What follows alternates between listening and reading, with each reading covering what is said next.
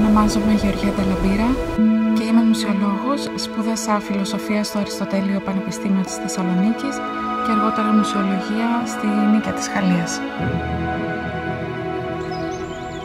Η Νεολιθική Επανάσταση πριν περίπου 10.000 χρόνια, ο άνθρωπος μεταβαίνει σε σταθερούς οικισμούς και ουσιαστικά δεν συλλέγει την τροφή του, αλλά περνάει σε αυτό το στάδιο όπου την καλλιεργεί.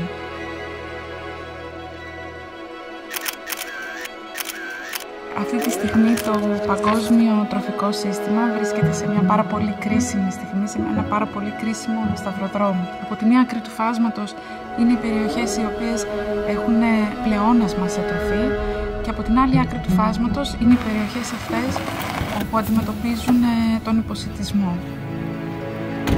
Εκεί ακριβώς έρχεται η υδατοκαλλιέργεια που μπορεί να ανταποκριθεί σε αυτήν την ανισότητα με ένα πιο δίκαιο τρόπο.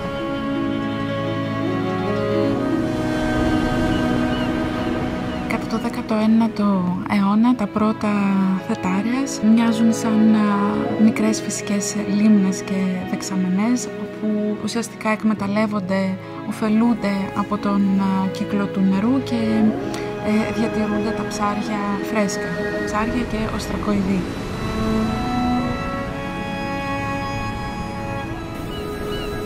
Σήμερα η υδατοκαλλιέργεια εξελίχθηκε και χρησιμοποιεί μεθόδους οι οποίες προστατεύουν τη ζωή των ψαριών και διασφαλίζουν την υγιή ανάπτυξή τους.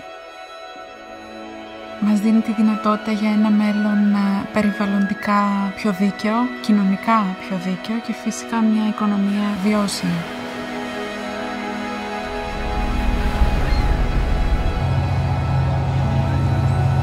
Η Νεολιθική Επανάσταση ήταν μια επανάσταση που δεν είχε να κάνει με βασίλεια και βασιλιάδες, αλλά με σπόρους και γη και ουσιαστικά ήταν αυτή η πάρα πολύ βαθιά ανάγκη του ανθρώπου να έχει ένα σταθερό σημείο. Ο Αρχιμίδης μίλησε γι' αυτό αρκετά χρόνια αργότερα όταν είπε ότι «δώσε μου ένα σταθερό σημείο και εγώ θα κινήσω τη γη». Είναι αυτή ακριβώς η ανάγκη του ανθρώπου για σταθερότητα.